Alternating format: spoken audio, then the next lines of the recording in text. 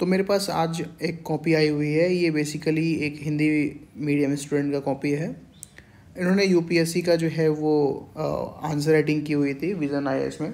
Basically इनका all India rank जो है वो 300 समथिंग था। ठीक है, तो आज का जो ये वीडियो है इसमें हम बात करने वाले हैं कि किस तरीके से जो है वो कॉपी का सही तरीके से इवैल्यूएशन होता है और कैसे जो है वो एक सक्सेसफुल कैंडिडेट जो है वो अपने एग्जामिनेशन में चीज़ों को लिखते हैं। सबसे पहला पॉइंट तो इसमें आपको क्या चीज़ सीखने को मिलेगा। सबसे पहला, अगर आप बिगिनर हैं, ठीक है, तो आपको आंसर राइटिंग कैसे होती है, ठीक है ना, उत्तर लेखन कैसे होती है जो है वो आप उसके बारे में आपको नॉलेज मिलेगा। ठीक है, डायग्राम्स का इस्तेमाल किस तरीके से किया जाता है उसका पता चलेगा। और तीसरा चीज़ जो आपको पता चलेगा जो बहुत इंपॉर्टेंट है वो होता है आपका बॉडी के बारे में पता चलेगा। देखिए, ये तीन चीज़ जो है वो बहुत इंपॉर्टेंट है। और एक चौथा चीज़ मैं और ऐड कर लूँ तो फैक्ट्स के बारे में आपको पता चलेगा। देखिए, ये जो तीन चीज़ आप देख रहे हैं ये आंसर राइटिंग के लिए जो है वो बहुत इंपॉर्टेंट होता है, डायग्राम, बॉडी और फैक्ट्स। ठीक है, डायग्राम्स का मतलब यहाँ पर मैं ये हो गया कि क्वेश्चन जो पूछा जा रहा है आपसे, ठीक है, वो उस क्वेश्चन में जो है वो क्या डायग्राम्स की रिक्वायरमेंट है, अगर है तो कौन से डायग्राम्स की रिक्वायरमेंट है और डायग्राम किस तरीके से क्रिएट करना चाहिए। दूसरा चीज़ बॉडी, जो आपसे क्वेश्चन पूछा जाता है उसमें ना तीन चीज़ होता है। सबसे पहला तो इंट्रोडक्शन होता है, दूसरा आपका बॉडी होता है और तीसरा चीज़ जो होता है वो होता है आपका कंक्लूज़न। ठीक है, ये तीन चीज़ होता है आपके क्वेश्चन के आंसर में। तीसरा चीज़ होता है फैक्ट्स। फैक्ट्स किस चीज़ से संबंधित होता है। मान लीजिए कोई क्वेश्चन जो है वो किसी डेटा के ऊपर आ गया, ठीक है, कि वर्ष 2002 में इतना था, 2004 में इतना हो गया, तो डेटा के ऊपर जो है वो फैक्ट्स आते हैं। अगर और एक बोनस पॉइंट ये है फैक्ट्स लिखने का कि जब भी आप अपने आंसर में फैक्ट्स को ऐड करते हैं तो वो क्वेश्चन जो है वो काफ़ी ज़्यादा जो है वो वैल्यूबल लगने लगता है। जो आंसर आपका होता है वो काफ़ी वैल्यूबल लगने लगता है। तो इन सब चीज़ों के बारे में हम पता करेंगे आज के इस वीडियो में। सबसे पहला क्वेश्चन तो यहाँ पर मैं ये देखिए कि ये बेसिकली हिंदी मीडियम स्टूडेंट का कॉपी है। ठीक है, आमतौर पे ये देखा जाता है कि इंग्लिश मीडियम वाले अच्छा कर जाते हैं अपने मेंस आंसर राइटिंग में, इसलिए मैंने हिंदी मीडियम को जो है वो एज अ प्रेफरेंस मैंने लिया है। ठीक है, सबसे पहला क्वेश्चन जो चीज़ें यहाँ पे है, मैं क्वेश्चन बताने नहीं आया हूँ कि इसका आंसर सही है या गलत है, मैं बस ये इवेल्युएट करने आया हूँ। ठीक है, कि जो क्वेश्चन में पूछा जा रहा है, ठीक है, वही चीज़ जो है वो आंसर में जो है वो लिखा गया है या फिर नहीं लिखा गया है, या फिर क्वेश्चन कुछ और पूछा गया था और आंसर जो है वो कुछ और जो है वो दिया गया है। ठीक है, देखिए, सबसे पहला चीज़ क्वेश्चन पढ़ने का तरीका आपको आना चाहिए। आप कुछ नोटिस कर रहे हैं कि कॉपी किस प्रकार से है। जो भी बिगनर है उनको थोड़ा सा बता दूं कि जब भी आप मेंस की प्रिपरेशन करते हैं तो आप हमेशा जो है वो एक बात याद रखिए कि देखिए, कॉपी भी दो टाइप की आती है। एक कॉपी होता है जिसमें लाइन ऐसे, एक इधर लाइन रहता है और ऐसे करके कॉपी रहता है। ये इसमें आप मेंस का आंसर जो है वो नहीं लिख सकते। ठीक है, इससे आपकी हैबिट नहीं बनेगी। और एक ऐसी कॉपी आती है जो बिल्कुल ही ब्लैंक होती है जो ये बिल्कुल ब्लैंक होती है, जिसको हम वाइट शीट भी बोलते हैं। इसमें आप क्या कर सकते हैं, यहाँ एक लाइन खींच सकते हैं, एक यहाँ लाइन खींच सकते हैं, और अगर टाइम है तो यहाँ पे भी आप एक लाइन खींच सकते हैं। और इस बीच में आपको जो है वो आंसर लिखना चाहिए। इस बीच में आपको आंसर लिखना पड़ेगा। ठीक है, तो इसी से हैबिट बनाइए, क्योंकि क्या होगा, स्टार्टिंग में जब आप लिखना स्टार्ट करेंगे तो आप कभी ऐसे लिखेंगे, फिर कभी ऐसे हो जाएगा, फिर कभी ऐसे ग्राफ बनता रहेगा, फिर कभी आप ऐसे लिखेंगे, कभी ऐसे कभी ऐसे। धीरे धीरे जो है ना आप लाइन पे ऐसे लिखना स्टार्ट करेंगे। आप यहाँ पर मैं नोटिस कीजिए कि जो ये आंसर लिखा गया है स्टूडेंट के द्वारा, ये बिल्कुल ही एक सिस्टमेटिक लाइन में लिखा गया है। अगर मैं यहाँ से एक लाइन खींचूँ तो आप देखिए कि ये बिल्कुल ही लाइन के रूप में फॉर्मेट में लिखा गया है और ये काफ़ी ब्राइट होता है। जब भी कोई आपका जो भी एग्जामिनेशन जो भी चेक करते हैं कॉपीज़, उन पर बहुत अच्छा इम्पेक्ट होता है। ठीक है, सबसे पहला ये क्वेश्चन देखते हैं। क्वेश्चन ये है कि धन शोधन और विदेशी मुद्रा कानूनों के उल्लंघन के अपराधों की जांच करने के अपने अधिदेश को पूरा करने में परिवर्तन निदेशालय ईडी द्वारा सामना की जाने वाली आलोचनाओं पर चर्चा कीजिए।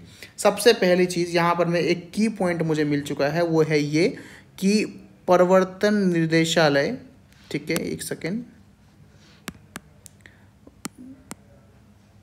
ये देखिए, परिवर्तन निदेशालय द्वारा सामना की जाने वाली आलोचनाओं पर चर्चा कीजिए। ठीक है, सबसे पहला चीज़ तो मुझे यहाँ पर मैं यही मिल गया कि क्वेश्चन क्या रहा है, आराम से मिल गया। और इसी तरीके से आपका यूपीएससी का भी क्वेश्चंस होता है। ठीक है। तो आपको ना आंसर लिखने से पहले क्वेश्चन के बारे में जानना बहुत इंपॉर्टेंट है कि आखिर क्वेश्चन जो है वो पूछ क्या रहा है, आखिर क्वेश्चन में क्या रहा है, ठीक है। तो सबसे पहला चीज़ तो यही है कि परिवर्तन निदेशालय ईडी द्वारा जो भी वो मुद्दों को सॉल्व करते हैं ना, तो उस पर आए दिन आप देखते होंगे न्यूज़ पे कि उन पर काफ़ी क्वेश्चंस लगते हैं अपोजिशन पार्टीज़ के द्वारा, ठीक है, कि ये सरकार के कहने पे काम कर रही है, अगर कोई सरकार की बात नहीं मान रहा है तो उसके घर पे मतलब रेड पड़वा रही है, या फिर ईडी जो है वो मनमानी कर रही है ना। इस तरीके के एलिगेशंस हमेशा ईडी पे लगते आए हैं, ठीक है। तो ये किस तरीके से जो इन्फॉर्मेशन इन्फोर्समेंट और डायरेक्टरेट जो होता है ईडी, वो किस तरीके से काम करती है और क्या आलोचनाएं हैं, उसके बारे में बेसिकली 150 शब्दों में उत्तर लिखने का प्रयास यहाँ पे स्टूडेंट को करने को कहा गया है। सबसे पहला चीज़ यहाँ पे मुझे 2 चीज़ मिला है। सबसे पहला चीज़ मिला है ये, और दूसरा चीज़ मिला है ये 2 मेजर चीज़ें हैं क्वेश्चन में। देखिए, एक क्वेश्चन का जो वर्ड का लिमिट होता है ना, उसी में स्टूडेंट्स को लिखना रहता है, ठीक है। अगर आप वर्ड से कम लिखते हैं, चलो 5-7 वर्ड का तो कोई इशू नहीं है, लेकिन अगर आप सीधा 50-60 शब्द लिखते हैं तो उतना नंबर आपको नहीं मिलेगा, ठीक है। और अगर आप सीधे 300-400 वर्ड लिखते हैं तो तब भी आपको नंबर नहीं मिलेगा, ठीक है। तो ऐसा कीजिए कि हमेशा जो भी वर्ड कहा गया हो, जैसे 150 कहा गया है, तो आप हमेशा 150 से 165 तक के बीच में जो है वो अपने वर्ड्स को रखिए। नॉर्मल सी बात है कि आप जित लिखे हुए वर्ड्स को काउंट नहीं करेंगे, राइट। अब देखिए किस तरीके से यहाँ पर में आंसर लिखा गया है, ठीक है। सबसे पहला चीज़ यहाँ पर में क्या नोटिस करने लायक है, पहले तो आप ये देखिए, आप वर्ड के ये जो वर्ड लिखा गया है इसका आप थोड़ा सा साइज़ देखिए कि वर्ड का साइज कितना है, कितना अच्छा है। कई स्टूडेंट्स का क्या प्रॉब्लम होता है कि वो वर्ड को जो है ना वो बहुत छोटे अक्षरों में लिखते हैं, बहुत छोटे शब्दों में लिखते हैं, ठीक है। और जो भी आपका इवेल्युएटर होता है, याद रखिएगा, वो हमेशा जो है वो एक रिटायर्ड प्रोफेसर्स होते हैं यूपीएससी में, ठीक है। और आपको नॉर्मल सी बात है, जितना आप किसी को परेशान करेंगे अपना कॉपी चेक करने के लिए, उतना ही वो आपको परेशान करेगा, ठीक है। यही वाइसे वर्सा होता है इसमें। देखिए कितना अच्छा और ब्राइट इन्होंने लिखा हुआ है, ठीक है, कि क्लियरली हर कोई इंसान पढ़ पाएगा, ठीक है। इन्होंने लिखा है कि वित्त मंत्रालय के राजस्व विभाग के अंतर्गत एक प्रशासनिक इकाई के तौर पर परिवर्तन निदेशालय की स्थापना की गई है। सबसे पहला चीज़ इन्होंने जो है ना, जो ये क्वेश्चन पूछा गया है, तो सबसे पहले ईडी के बारे में इन्होंने बताया है कि आखिर ईडी कहाँ से आया है, ठीक है। सबसे पहला चीज़ यहीं पे है। और इसका क्या है, जिसका मुख्य कार्य जो है वो धन शोधन और विदेशी मुद्रा कानूनों के उल्लंघन के अपराधों की जांच करना है। सबसे पहला पॉइंट यहाँ पर में ये हो गया कि इन्होंने पहले ईडी के बारे में बताया। दूसरा, ईडी का काम क्या है, मुख्य कार्य क्या है, तो क्या है, धन शोधन और विदेशी मुद्रा कानूनों के उल्लंघनों के अपराधों की जांच करना है। तो ये दूसरा हो गया, दूसरा पॉइंट हो गया, है ना। और तीसरा चीज़, अब आप थोड़ा सा नीचे आएंगे, देखिए मैंने क्या कहा था, मैंने आपको यहाँ पर मैं ये कहा था, थोड़ा सा यहाँ पर मैं चीज़ों को नोटिस कीजिएगा दोस्तों। मैंने आपको कहा था डायग्राम्स, मैंने आपको डायग्राम्स का कहा था। डायग्राम का मतलब ये नहीं होता कि आप किसी चीज़ का पिक्चर क्रिएट कर दें वहाँ पर। डायग्राम्स का मतलब ये होता है कि मैं आपको बताऊँ, दोस्तों यूपीएससी जो है वो यूपीएससी 3 भागों में अपना परीक्षा लेती है, जिसको बोलते हैं हम प्रीलिम्स, और दूसरे को बोलते हैं मेंस, और तीसरे को बोलते हैं हम इंटरव्यू, ठीक है। और प्रीलिम्स में जो है वो 2 सब्जेक्ट होते हैं, एक होता है जीएस और एक होता है आपका सीसेट, ठीक है। मेंस जो है दोस्तों जीएस 5 तक होता है, ठीक है। इसमें एक ऑप्शनल होता है, इसमें एक लैंग्वेज का पेपर होता है, राइट, लैंग्वेज का पेपर होता है। और इंटरव्यू जो है वो XYZ मार्क्स का होता है। तो आप देखिए यहाँ पर मैंने एक डायग्राम क्रिएट किया है आपको समझाने के लिए, तो इससे आपको बहुत आसानी से चीज़ें समझ में आ जाएंगी। लेकिन अगर यहीं पे मैं इस चीज़ को लिख देता लाइन बाय लाइन, तो आप शायद उतना आसानी से उस चीज़ को नहीं पढ़ पाते, और पढ़ेंगे भी तो आपको काफ़ी बोर फील होगा, राइट। तो यहाँ पे देखिए कि कितना अच्छे तरीके से जो है वो ईडी के अधिकारों को यहाँ पर दर्शाया गया है एक ग्राफ के फॉर्मेट में।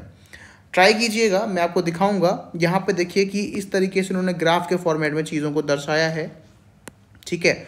और जब भी कोई व्यक्ति इस तरीके से अपने आंसरों को लिखता है, देखिए इन्होंने इस तरीके से लिखने के बजाय जो है ना वो आपको ग्राफ्स में जो है वो चीज़ों को देखने को ज़्यादा मिलेगा। और याद रखिएगा, जब भी ग्राफ्स में चीज़ें ज़्यादा लगती है, जब चीज़ें अच्छे तरीके से रिप्रेजेंट होता है, तो आप याद रखिएगा नंबर भी उसी हिसाब से मिलता है, ठीक है। तो इस तरीके से जो इन्होंने पहले ग्राफ्स का इस्तेमाल किया है और चीज़ों को लिखने के लिए। और आप देखिए कि इन्होंने महज से 2 पेज लिया है, सिर्फ 2 पेज लिया है इन्होंने 150 वर्ड्स को कंप्लीट करने के लिए, ठीक है। 150 शब्दों को कंप्लीट करने के लिए इन्होंने 2 पेज लिया है, और 2 पेज भी इन्होंने जब लिया है तो इन्होंने इसमें डायग्राम्स का इस्तेमाल किया हुआ है, ठीक है। डायग्राम्स का इस्तेमाल किया गया है, इन्होंने क्लियर लिखा है। तो हमें क्या क्या पता चला, क्लियर लिखा है इन्होंने। इनका जो साइज था वर्ड का, ठीक है, वो ज़्यादा बड़ा था, ठीक है, मतलब इतना बड़ा भी नहीं लेकिन हाँ मीडियम साइज में था, ठीक है। देखिए आप सोच रहे होंगे कि इतने छोटे छोटे चीज़ों को मैं क्यों मतलब देख रहा हूँ, बता रहा हूँ। देखिए क्या होता है कि ये मेंस है और मेंस ही आपका सिलेक्शन और रिजेक्शन का डिसीजन लेती है, ठीक है। तो ये पता होना बहुत इंपॉर्टेंट है। तो कुछ इस तरीके से जो है दोस्तों इन्होंने इसका आंसर लिखा था, ठीक है। तो ये हो गया। अब दूसरा क्वेश्चन आइए। देखिए सब चीज़ का जो इन्होंने जो लिखा है वो सबसे पहले इसी तरीके से लिखा है। ये देखिए लिखा हुआ है कि विभागों से संबंधित स्थायी समितियां, जिसको DRSC, जिन्हें मिनी पार्लियामेंट भी कहा जाता है, अपने कार्यों को करने में प्रभावी क्यों नहीं रही है, इसके बारे में बताइए। तो महज सी बात है कि मुझे यहाँ पर में जो है वो DRSC के बारे में पूछा जा रहा है, ठीक है। इन्होंने मुझे एक हिंट दिया है, ठीक है, इन्होंने मुझे एक हिंट दिया है कि भाई किस तरीके से जो है आपको इस चीज़ को रिप्रेजेंट करना है, ठीक है। तो पहले मुझे DRSC के बारे में पूछ लिया। अब दूसरा क्या था कि इसके बारे में जो है वो ये मिनी पार्लियामेंट है, ये उन्होंने ये भी हिंट दे दिया, ठीक है, कि भाई ये मिनी पार्लियामेंट की तरह इनका जो है वो काम यहाँ पर में रहा है, राइट। तो आपको क्वेश्चन में ही आंसर मिलेगा, ठीक है। जब भी आप क्वेश्चन पढ़ेंगे आपको ये ना लगे कि भाई UPSC का क्वेश्चन थोड़ा अलग लेवल का आता है, नहीं, इसी तरीके से आता है और इसी के ऊपर जो है ये बताया गया है। तो DRSC के बारे में पहला बोला गया है, दूसरा आपका मिनी पार्लियामेंट है, ये भी इसके बारे में जो है बताया गया है। तो आप देखेंगे जब आप यहाँ पे क्वेश्चन पढ़ेंगे और जब आप आंसर यहाँ पे पढ़ेंगे तो आंसर जो है वो इस तरीके से इन्होंने लिखा है कि संसद द्वारा मंत्रालयों की सहायता के लिए विभिन्न विभागों से संबंधित स्थायी समितियों की स्थापना की जाती है, जिन्हें मिनी पार्लियामेंट कहते हैं। तो हमेशा एक जो इंट्रोडक्शन होना चाहिए तो वो एक डेफिनेशन के साथ होना चाहिए। फिर वहीं पे जो है यहाँ पर में कुछ इस तरीके से उन्होंने ग्राफ्स का इस्तेमाल किया है और अपने आंसर को इस तरीके से इवेल्युएट किया है। तो आई होप कि जो मैंने आपको 2 क्वेश्चंस दिखाए हैं स्टार्टिंग में, उससे आपको जो है वो इतना आइडिया लग चुका होगा कि किस तरीके से जो है वो आंसर की जाती है। और इसी तरीके से अगर आप NCERT से क्वेश्चन सॉल्व करते हैं या प्रीवियस ईयर क्वेश्चन सॉल्व करते हैं, तो अगर आप इसी तरीके से डेली लिखेंगे तो कहीं ना कहीं आपके आंसर पर काफ़ी बढ़िया इम्पैक्ट आएगा और आपका जो है वो आंसर ब्राइट होगा, क्लियर होगा और अंडरस्टैंडिंग होगा, ठीक है। और इन्हीं सब के ऊपर जो है वो आपका मार्क्स को डिसाइड किया जाता है।